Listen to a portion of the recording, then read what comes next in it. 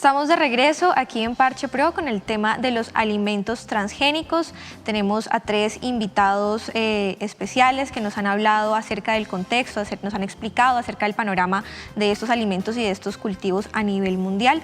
Pero, Dani, nosotros acá estamos hablando de modificación genética, de alimentos transgénicos, y justamente este año 2020 el Premio Nobel de Química pues precisamente se le dio a una francesa y a una estadounidense por algo muy asociado a esto, y tiene que ver con la CRISPR-Cas9. El CRISPR es un método que se descubrió hace más de 20 años por un español, pero pues que este año finalmente esta investigación fue premiada porque estas 2 científicas lograron utilizar esa investigación previa de ese investigador para lograr crear lo que ellos llaman en estos momentos unas tijeras genéticas. Y pues obviamente si estamos hablando de modificación genética, estamos, digamos que podemos entender que ya se puede empezar a hablar de pronto de eliminar enfermedades hereditarias, podremos estar hablando de eliminar el cáncer, y pues obviamente creo que este premio este año va a impulsar el tema de los alimentos transgénicos, pues que es lo que estamos hablando el día de hoy.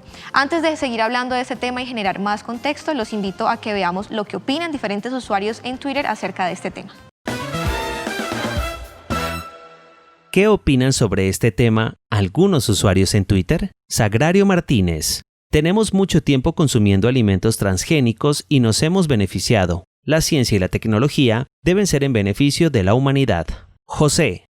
Avanzamos en mejora celular y no en la mutación, como alimentos transgénicos que no llevan la seguridad alimentaria, y es más el negocio que salud. Quizás dentro de 50 años sabremos algo más de las mutaciones. Francisco. Es muy interesante ver cómo nos podemos alimentar sin verduras transgénicas ni pesticidas que ponen en peligro nuestra salud. Aún no puedo eludir la harina modificada, pero en algún momento podremos dejar de consumir alimentos transgénicos contaminados con pesticidas. Shirley Guerra.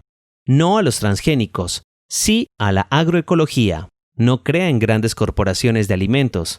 Desde lo local y en pequeño, vamos a darle soberanía alimentaria a nuestro pueblo. Francisco Javier Rey.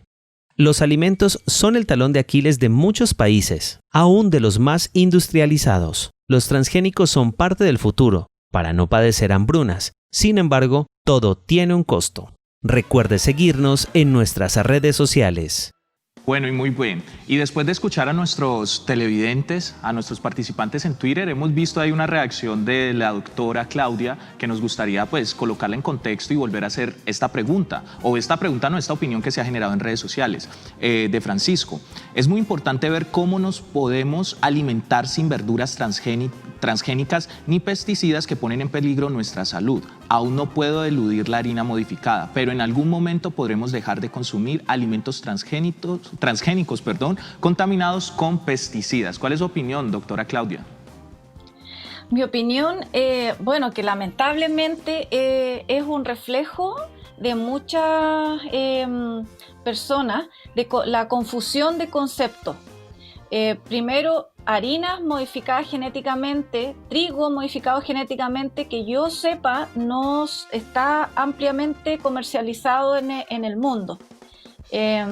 Entonces, mucha gente piensa que las plantas que son híbridos también son transgénicos, y eso no es así.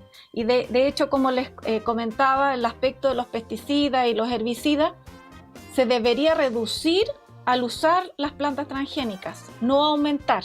Ahora, el manejo agrícola que hacen ciertos agricultores en decir podemos agregarle más, es un aspecto personal, pero la planta no es el problema.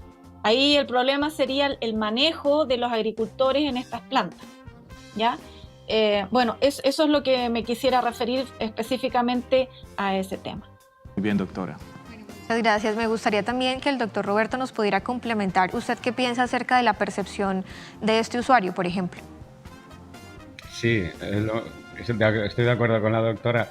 Estaba confundiendo el hecho de que sea un alimento una planta transgénica con el incremento en pesticidas, lo cual es realmente justo lo contrario. Muchos de estos alimentos modificados lo que permiten es reducir la utilización de insecticidas, de pesticidas en general, y por lo tanto tener un ecosistema más saludable, en el sentido de que tienes que agregar menos productos para producir la misma cantidad de estas plantas, y por lo tanto son beneficiosos en ese aspecto. El problema, yo creo, de los alimentos transgénicos es que ha habido un debate que los científicos hemos perdido a lo largo de estos 20-30 años, porque las asociaciones ecologistas y muchas asociaciones no científicas, digamos, por desconocimiento, por falta de que los científicos supiéramos explicar nuestras actividades, han sufrido un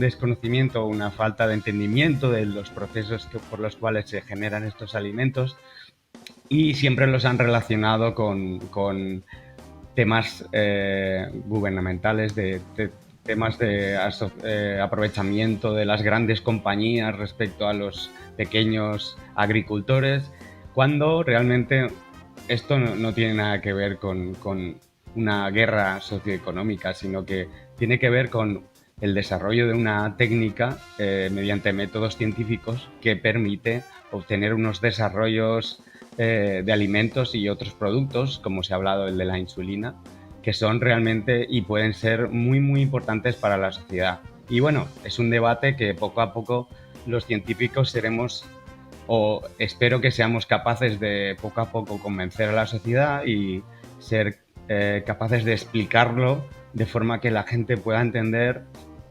que son productos, por lo que conocemos durante tantos años, productos seguros que se han realizado de forma directa y que no tienen ningún perjuicio para la salud en la mayoría de los casos, y por lo tanto se pueden aplicar y cada vez van a tener más aplicabilidad. Ok.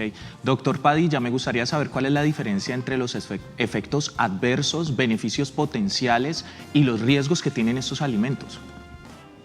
Claro, es una pregunta muy interesante porque justamente nos permite volver a esta cuestión del contexto, y algo que estoy de acuerdo con la doctora Claudia y con el doctor Roberto es el tratar de hacer una sola definición para alimentos transgénicos u OGMs resulta un poco complicada. Esta situación o los procedimientos que utilizamos para el mejoramiento genético de los cultivos ha ido evolucionando durante estos 25 años y ha echado mano de nuevas técnicas y estrategias para lograr que, digamos, en una variedad particular de cultivo tengamos varios atributos o varias características deseables.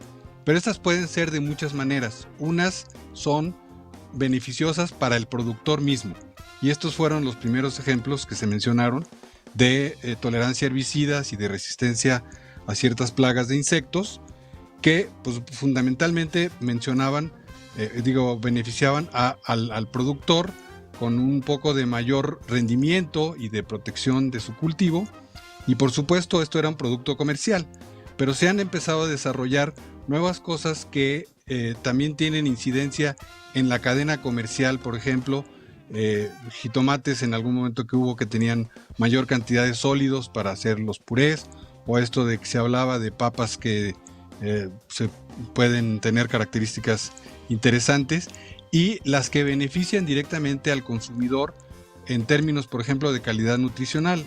Está el arroz dorado, que tiene mayores cantidades de provitamina A, hay otro que tiene también fierro biodisponible, aceites de mejor calidad, digamos en términos de cuestiones cardiovasculares, incluso se están haciendo cosas como el tener mayor cantidad de rendimiento por grano o de número de granos en diferentes plantas. Entonces es una gama muy amplia, y hay otros usos industriales. Por ejemplo, pues el caso de algodón, pues básicamente es por la calidad de la fibra y por el rendimiento que tienen, o eucaliptos que tienen mayor una calidad, digamos, de celulosa distinta para la producción de papel, y eso pues no se come, ¿no? Entonces, pues básicamente se evalúa de otra manera.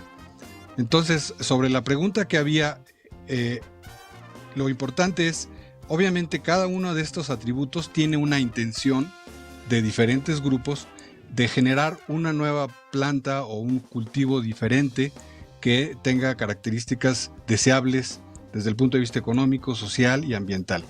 Ahora bien, desde el punto de vista regulatorio, realmente lo que se ve nada más es si tiene o no mayores riesgos que los cultivos convencionales, ¿no? Y a partir de esto se genera esta evaluación de riesgo en la que se evalúa si hay un efecto adverso que sea potencialmente que pueda ocurrir a alta frecuencia o que tenga consecuencias importantes. Y a partir de una documentación y de la experimentación que se hace en campo y a nivel laboratorio, se genera evidencia, y como dijo el doctor Roberto, evidencia sólida, científica, basada en datos duros y concisos, de que esto no representa un riesgo adicional o superior al que tienen las cuestiones convencionales. Ya se había mencionado, por ejemplo, que tenemos muchos cultivos que son hechos a partir de mutaciones por radiación, ¿no? Y aquí se generaron ciertas características interesantes como toronjas sin semilla, pero puede traer otras mutaciones que no vemos y que no han tenido un efecto aparente sobre la salud o sobre alguna otra característica. Entonces, con ese mismo enfoque se hace esta evaluación.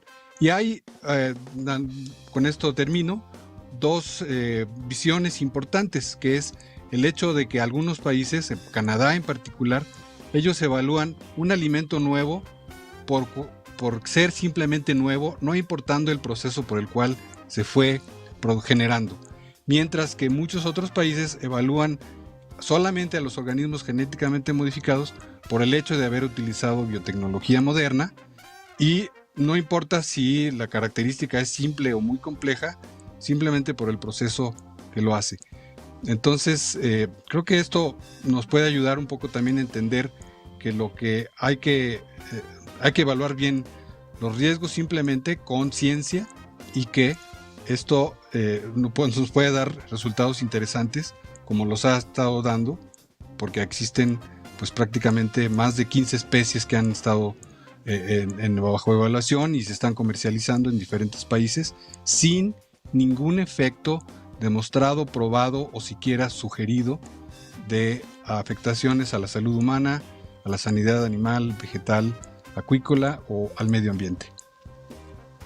Bueno, ha sido muy interesante porque hasta el momento, gracias a todas esas explicaciones que nos han dado nuestros invitados, Dani, hemos logrado entender e incluso desmentir varios prejuicios negativos que se tiene hacia el consumo de alimentos transgénicos. Pero realmente, ¿qué consecuencias o qué implicaciones tiene esto directamente sobre el agricultor? Lo vamos a ver al regreso de una pausa aquí en Parche Pro.